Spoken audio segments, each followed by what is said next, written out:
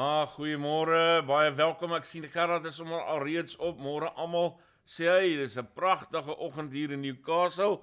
Hier in Nelspruit is dieselfde, Gerard, baie welkom en elkeen anders wat besig is om aan te sluit en by te kom by vanoggend se uitgawe van Hoofnuus. Net vinnig, ek is regtig jammer oor gister. Dit was Jaco was in die wildtuin gewees en sy rekenaar wou nie werk nie en toe moes ons nou na sy foon toe gaan en daar het dit toe nou alle beplanninge, alle planne B's en C's en D's deur mekaar gekrap. So regtig asseblief my groot verskoning. Ek het egter dit reg gekry om gister se gesprek, die deel wat te sag was, so bietjie te gaan redigeer en 'n heel hoorbare klank daar uit te kon kry. En ek het toe daardie onderhoud gaan plaas as gister se bydra vir Hoofnuus. So as daar is van julle wat dit nog wil gaan kyk, julle kan dit gerus gaan kyk. Dit klink nou heel wat beter nadat ek so 'n bietjie met die klank gekarring het, maar weer eens baie jammer vir elkeen wat hulle tyd gemors het en vroeg opgestaan het. Vergewe my maar asseblief, ek sal sorg dat dit reggemaak word. Dan net voordat ek begin, Nuuspod se bydraes is gratis, dit weet julle nou al teen die tyd, maar ons kan nie onbepaald verniet voortbestaan nie. Die enigste manier hoe ek regtig kan aan die gang bly, is om 'n inkomste hier uit te kry, en dit is deur middel van advertensies. So asseblief as jy kan sien om op Nuuspod te adverteer, is R1000 'n maand. Dan kan ek vir jou op Nuuspod plaas op verskeie maniere. Ons het ons webtuiste, ons het hierdie bydra wat ons elke oggend uitstuur, en dan ons onderhoude. En ons groei regtig teen 'n verstommende koers. Ons is nou dig by 10.000 intekenaars. Ons is reeds al verby 1.1 miljoen views wat hierdie kanaal gekry het. So ons hou dan aan groei. Ek dink dit is 'n lekker goedkoop manier om te adverteer.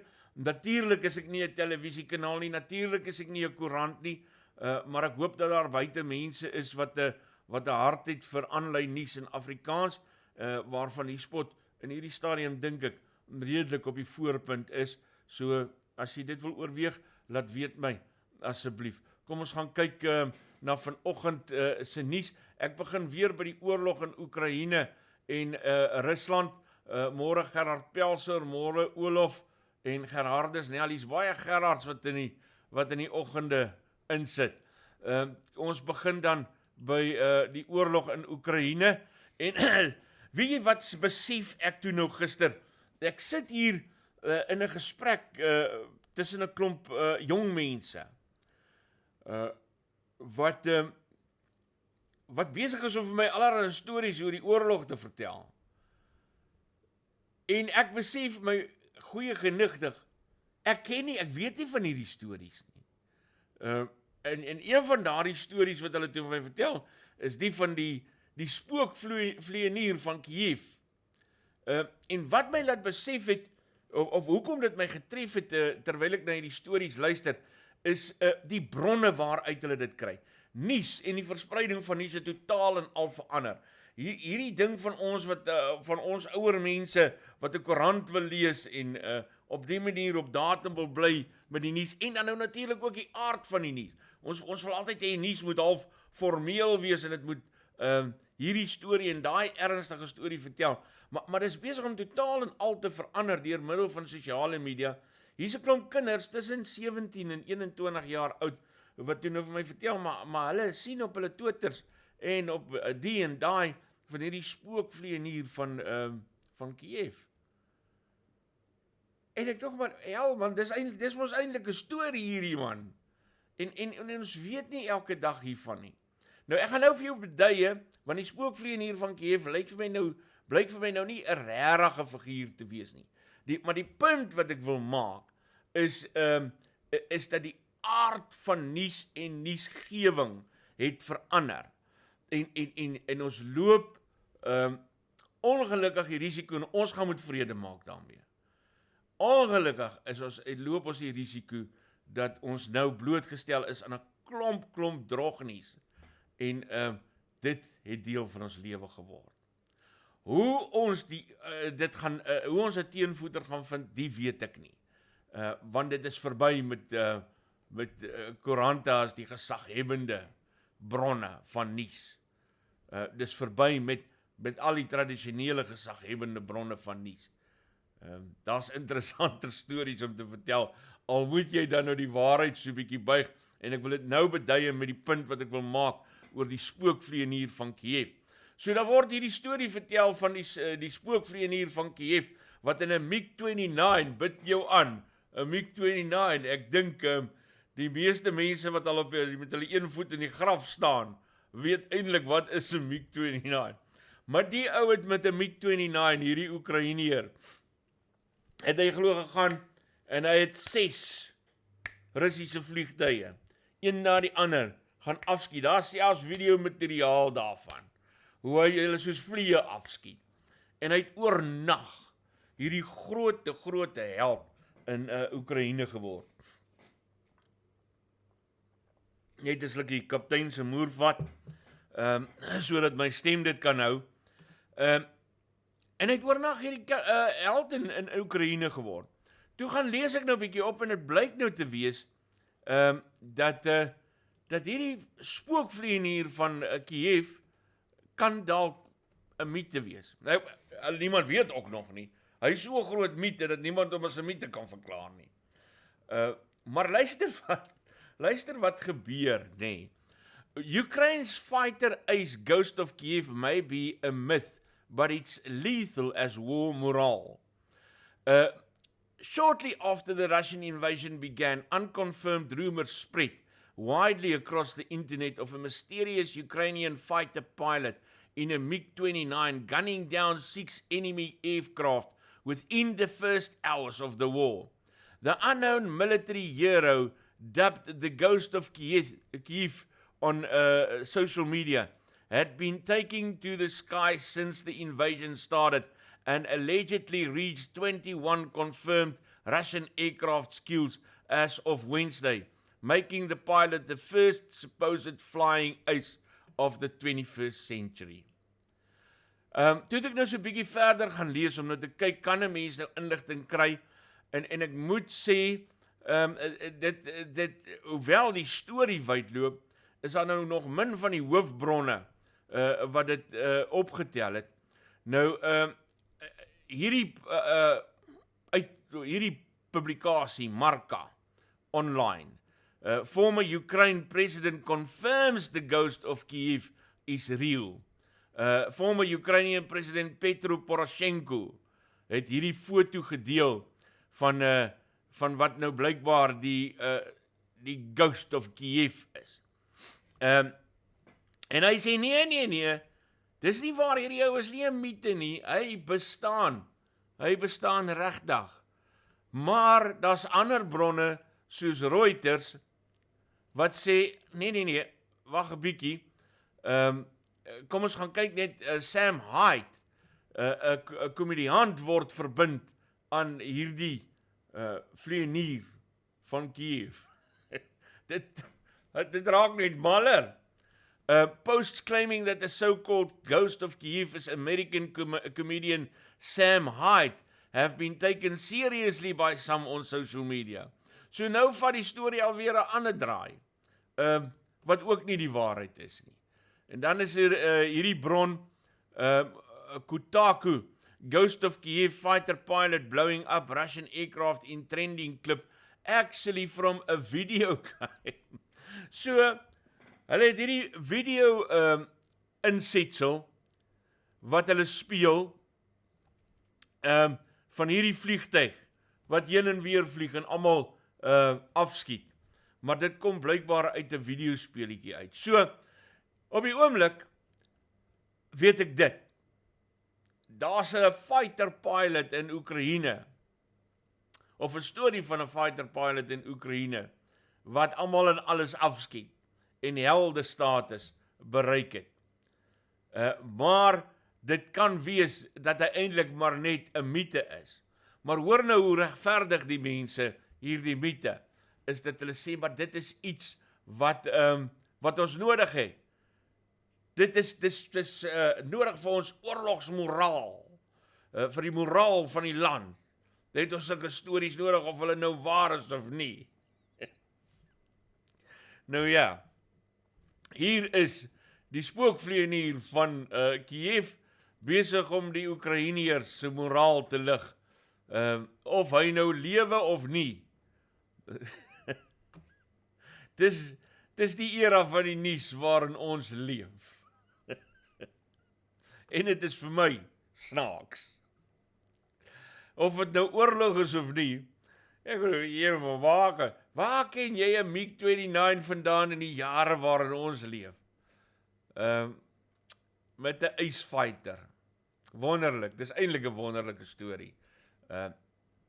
Net om vir jou te wys hoe die aard van nuus verander het. Bietjie opsommend, ek moes nou, hou net vas. Daar kom hy nou.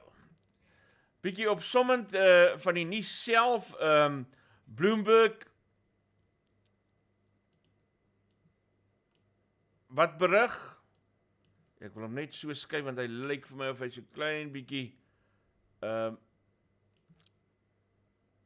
hy. Bloomberg wat berig, talks may resume as Russia claims it's captured Kherson.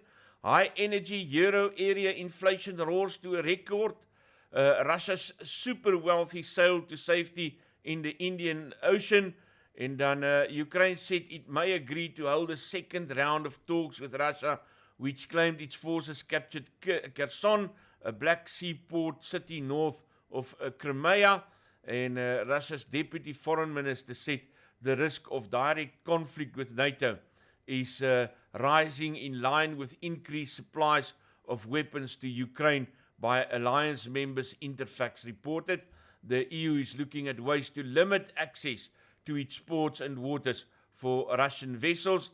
Global commodity markets surged to a multi-year high, sparking anxiety that supplies of everything from wheat to natural gas will dwindle. Oil topped $110 a barrel, while gas prices and coal set all-time highs, deepening Europe's energy crisis. And then some 88% of Ukrainians believe they'll repel the invasion, a poll showed. 4 out of 5 said they were ready to take up arms to defend their country, up from 3 in 5 in 2020. En dan Boeing sê, hulle gaan hulle hoof aktiwiteite in Rusland opskort en hulle personeel daar tydelik beperk. Airbus followed suit, saying a center that employs 200 Russian engineers will be put on hold. Russia's main stock exchange was mothballed for a third day. The government was due to make a payment on ruble bonds today, an official said, but it's unclear how foreigners can get their money after currency transfers were banned. Dis Bloomberg wat so vir ons laat weet.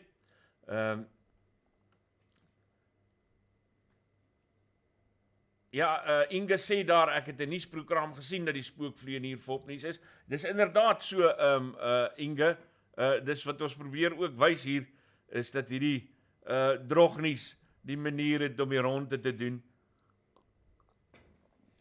Môre Leslie en Melinda en Willem, en dan Just Janse sê, Wolhaar stories is volop, groot op MSM, maar nog groter op social media. En dan net gou nog 'n stukkie hier van Bloomberg af. Resignation sets in as Russians face their new economic reality. Crisis-hardened households say they take sanctions in stride. People withdrew $14 billion in one day after Putin ordered attack. En dan gaan dit oor Russiese verbruikers wat gespring het en die banke gaan leegtrek het. Russian consumers are more resigned and panicked as they are forced to adapt to a new way of life in an economy the rest of the world is seeking to financially devastate for President Vladimir Putin's invasion of Ukraine. Ek sien Morning Shot Ek moet nog daai stukkie gaan kyk van hulle, en dit lyk vir my uit 'n reeks daaroor, wat sê dat Rusland al klaar on the sideline ekonomie gebou het. Ek weet nie presies wat hy daarmee bedoel nie, ek noem dit nou maar net, ek wil gaan kyk hoe hy dit uiteensit, maar hy het blykbaar lyk vir my so 'n reeks van 3, waarin hy die bewering maak dat Rusland al reeds voorsiening getref het vir sanksies en die gevolge soos hierdie wat ek nou net uitgewys het. Associated Press, most of the world lines up against Moscow, attacks intensify. Most of the world lined up against Moscow in the United Nations on Wednesday to demand it withdraw from Ukraine as Russian forces renewed their bombardment of the country's second biggest city and besieged its strategic ports. Russia reported its military casualties for the first time since the invasion began last week, saying nearly 500 of its troops had been killed and almost 1,600 wounded. Ukraine insisted Russia's losses were far higher, but did not immediately disclose its own casualties.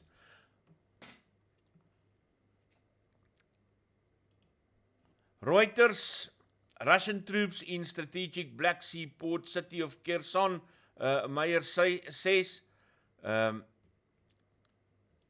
wil net oopmaak daar. Russian troops were in the center of the Ukrainian port of Kherson on Thursday after a day of conflicting claims over whether Moscow had captured a major urban center for the first time in its 8-day invasion. Russia Defense Ministry said it had captured Kherson on Wednesday, but an advisor to Ukrainian President Volodymyr Zelensky responded that Ukrainian forces continued to defend the Black Sea port of about 250,000 people.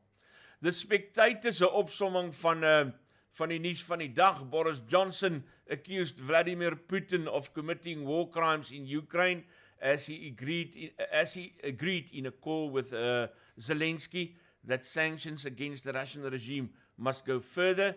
More than 2,000 Ukrainian civilians have been killed so far in the conflict. The country's emergency services said the Russian government claimed 498 of its troops have died. Russian authorities have been cracking down on an independent media outlets which are refusing to follow the government line on the war, with a radio station being taken off air and police seizing copies of local newspapers critical of the invasion.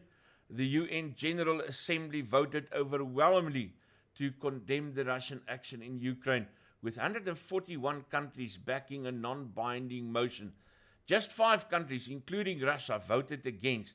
En Suid-Afrika, wat buite stemming gebly het, ek weet baie mense oordeel Suid-Afrika daaroor.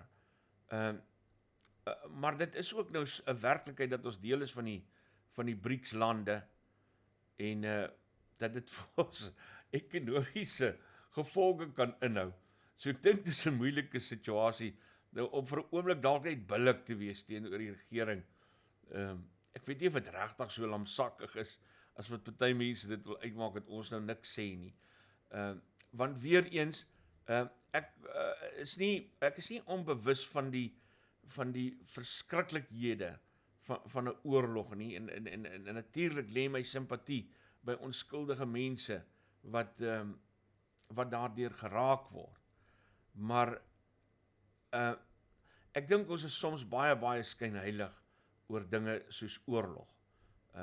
As ons nou ewe skielik wil maak asof 'n oorlog 'n onaanvaarbare manier is om 'n ding te doen. Ek en jy ek weet nie of ons regtig genoeg inside info het om te verstaan wat besig is om daar te gebeur nie. En dis wêreldwyd daar's 'n baie groot rol wat die Weste byvoorbeeld ook hierin speel. En dit het Jaco gister ook vir ons bevestig. As om net almal te gaan pinpoint en te oordeel.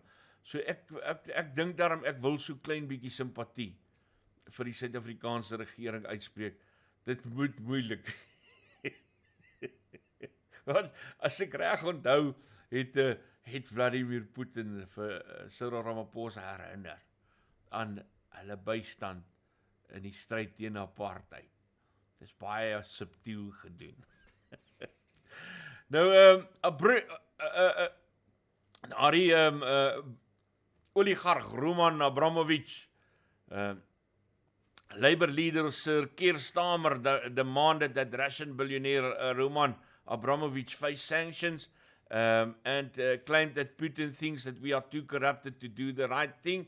Abramovich this evening announced he wanted to sell Chelsea Football Club. Dis die eienaar van die Chelsea Football Club and donate the money from the sale to the humanitarian effort. So hy is mos nou uit Engeland uit verban vir 'n onbepaalde tydperk en nou sien ek hy is besig om van sy belange daar ontslae te raak, onder meer die Chelsea sokkerklub en die geld dan nou vir een of ander humanitêre organisasie te bewillig. Ukraine live updates from New York Times. First key southern city falls. Ukrainian officials say Russian troops seized the strategically important city of Kherson. Ukrainian officials said in a significant moment in the battle for the country's south, explosions struck the capital, Kyiv, and Russian troops continued to lay siege to Kharkiv. En dan BBC, 1 million refugees have fled Ukraine, says UN. En dan is hier 'n baie interessante bydra oor die Oekraïense konflik. Wie is in Putin se binnesirkel? En wie is eintlik agter die oorlog? Is die vraag wat die BBC vra in hierdie artikel. Hierdie kaptein se moer is regtig lekker, hoor. Vladimir Putin cuts a solitary figure, leading Russia's military into a high-risk war that threatens to tear apart this country's economy. He has rarely looked more isolated than in two recent choreographed appearances with his inner circle, where he sits at a resolute distance from his closest advisors. As commander-in-chief, ultimately responsible for the invasion rests with him, but he always relied on a deeply loyal entourage, many of whom also began their careers in Russia's security services. And the question is, who has his ear during this most fateful moment in his president? If anyone does, it is longtime confidant Sergei Shoigu, who has parroted the Putin line of demilitarizing Ukraine and protecting Russia from the West's so-called military threat. Dis 'n interessante artikel om te lees. Dan kom ons Suid-Afrika toe, mense, daar's baie meer bronne. Ek weet, daar's baie meer bronne maar in 'n program soos hierdie is ons beperk met die tyd. Ek kan nie alles aanhaal nie. So ons werk maar met die bietjie wat ons elke oggend kan kry en kan deurkry en kan verwerk. Maar natuurlik is daar baie meer bronne en ek is seker elkeen van julle kan vir my nog 'n bron gee. En julle is welkom. Julle is meer as welkom. Ek sal baie graag bronne gaan ondersoek waarvan ek nie weet nie. Maar ek kan net so 'n handvol hanteer, net om vir jou 'n idee te gee van wat besig is om in die oorlog te gebeur. En ek probeer dit doen. Ek kies nie die bronne met 'n agenda nie. Ek kies so wyd as wat ek kan, want ek glo in 'n gebalanseerde benadering. Ek so gebalanseerd as moontlik. Soms skemer my eie opinies ook deur, natuurlik, maar ek probeer regtig baie hard om te kyk of ons so wyd as moontlik na die storie kan kyk, om nie net een bepaalde siening, een narratief te dra nie. Daarom dan nou, dat ek so wye verskeidenheid bronne nader. En jy kan enige ander bronne wat jy vertrou, kan jy aan my deurstuur. Ek sal met graagte daarvan gebruik maak, maar ek hoop jy verstaan dat 'n ou nie by almal uitkom nie.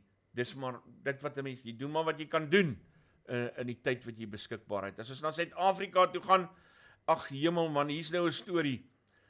It was not a real gun, Malema's lawyers attempt to punch holes in state's case. Dis daardie saak van hom, oor die afvuur van 'n geweer in die openbaar.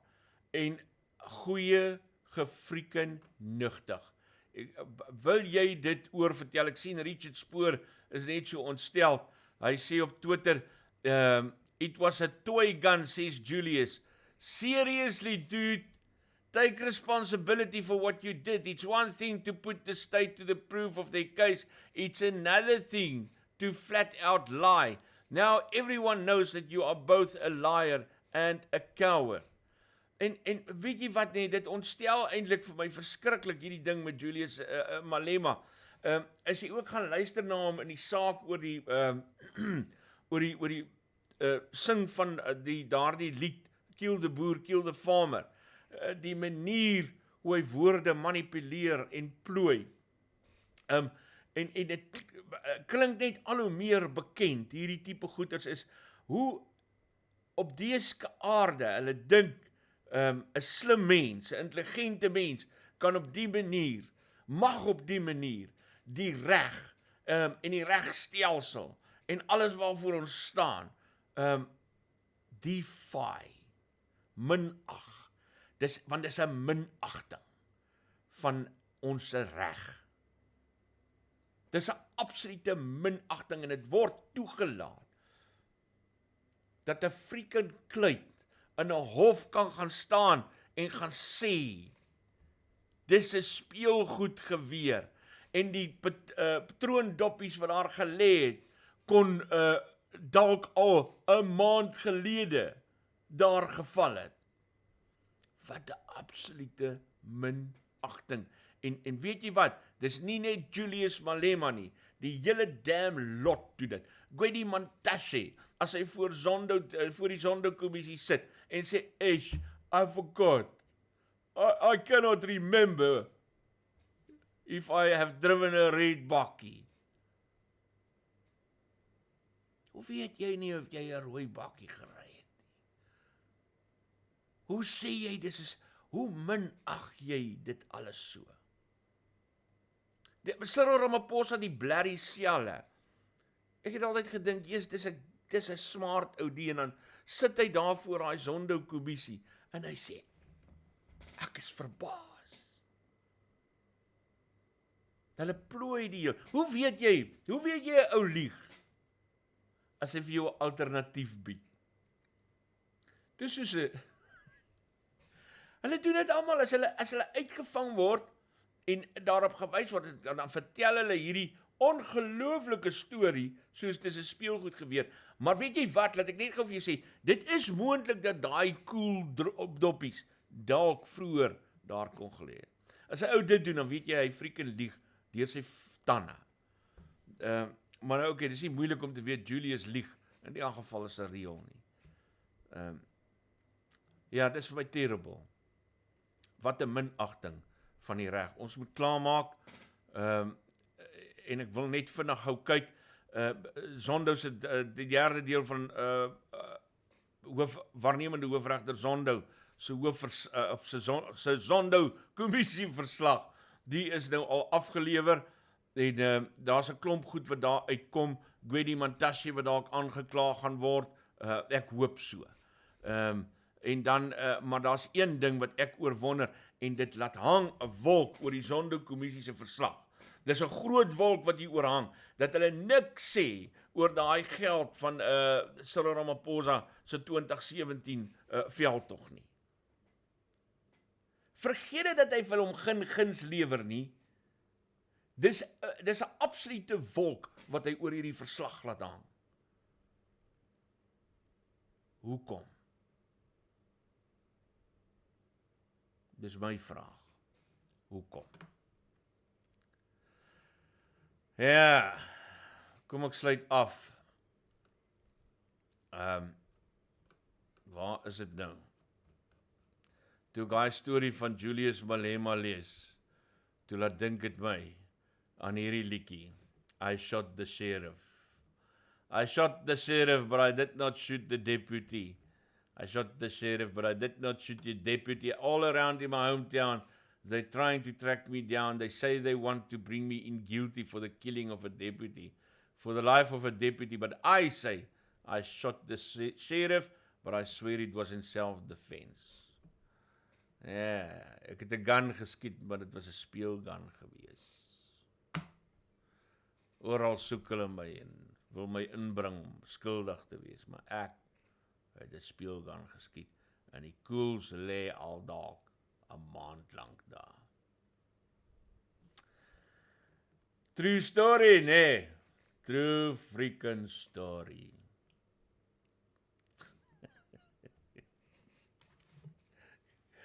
This is South Africa for you. Never a dull moment. Mense, dit het tyd geword om te groet, anders gaan 'n mens te lank aan. Dankie dat julle elke oggend luister. Asseblief gaan like ons bydraes. Like dit kwaai asseblief. En subscribe, asseblief subscribe. Ek is baie naby aan 10,000 intekenaars. As jy vanoggend luister en jy is nog nie ingeskryf, jy gaan asseblief gaan doen dit. En gaan besoek asseblief ons webtuiste. Kom ek gaan wys jou. www.nuuspod.com. Dis so maklik soos dit. En daar is jy op ons webtuiste. Ons het 'n heerlike onderhoud met Victor Matfield. Teresa het dit vir ons gedoen. En op die manier kom jy ook maklik by ons ander bydraes uit. Ons het daai gesprekke met Davie Rood en met Roelof Botha oor die begroting waarna jy ook nog kan gaan luister en talle ander bydraes.